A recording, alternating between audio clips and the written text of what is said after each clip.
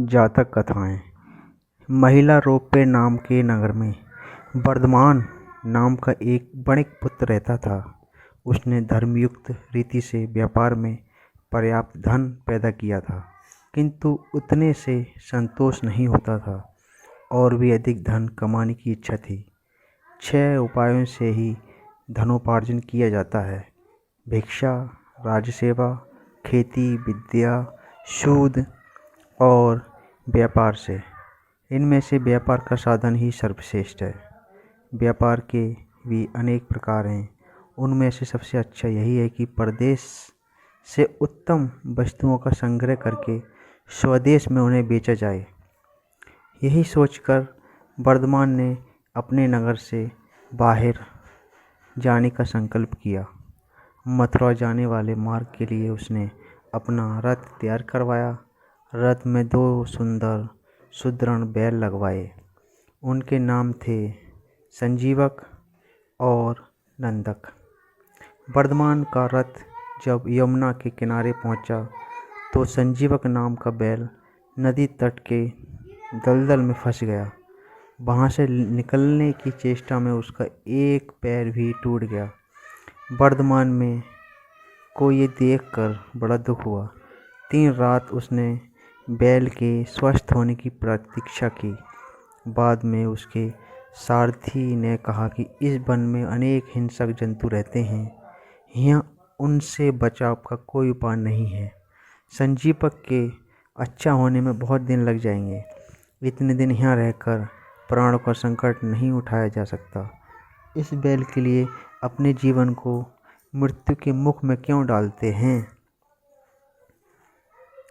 तब वर्धमान ने संजीवक की रखवाली के लिए रक्षक रखकर आगे प्रस्थान किया।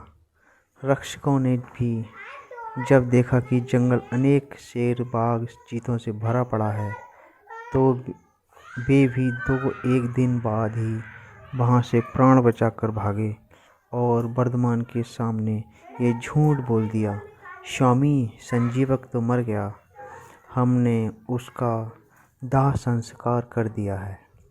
वर्धमान ये सुनकर बहुत दुखी हुआ, किंतु अब कोई उपाय न था। इधर संजीवक यमुना तट की शीतल वायु के सेवन से कुछ स्वस्थ हो गया था। किनारे की दूब का अग्रभाग पशुओं के लिए बहुत बलदायी होता है। उसने निरंतर खाने के बाद वह खूब मांसल और हष्ट-पुष्ट भी हो गया। दिन भर नदी के किनारों को सींगों से पाटना और मदमत्त होकर गरजते हुए किनारों की झाड़ियों में सींग उलझाकर खेलना ही उसका काम था। एक दिन उसी यमुना तट पर पिंगलक नाम का शेर पानी पीने आया। वहाँ उसने दूर से ही संजीवक की गंभीर हुंकार सुनी। उसे सुनकर वह भयभीत सा हो सिमट कर झाड़ियों में जा छिपा। शेर के साथ 2 गिदड़ भी थे, करटक और दमनक। ये दोनों सदा शेर के पीछे पीछे रहते थे। उन्होंने जब अपने स्वामी को भयभीत देखा तो आश्चर्य में डूब गए।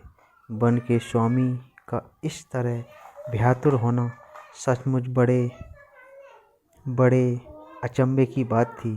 आज तक पिंगलक कभी इस तरह भयभीत नहीं हुआ था। दमनक ने अपने साथी गीदड़ को कहा, करटक, हमारा स्वामी वन का राजा है, सब पशु उससे डरते हैं। आज वही इस तरह सिमटकर डरा सा बैठा है। प्यासा होकर भी वह पानी पीने के लिए यमुना तट तक जाकर लौट आया।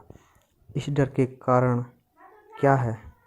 करटक ने उत्तर दिया, दमनक, कारण बहुत कुछ भी हो, हमें क्या। दूसरों के काम में हस्तक्षेप करना ठीक नहीं।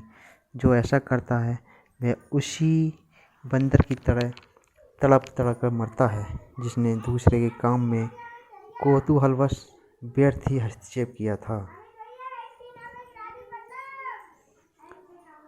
यदि आपको ये वीडियो पसंद आई हो तो हमारा चैनल सब्सक्राइब करें।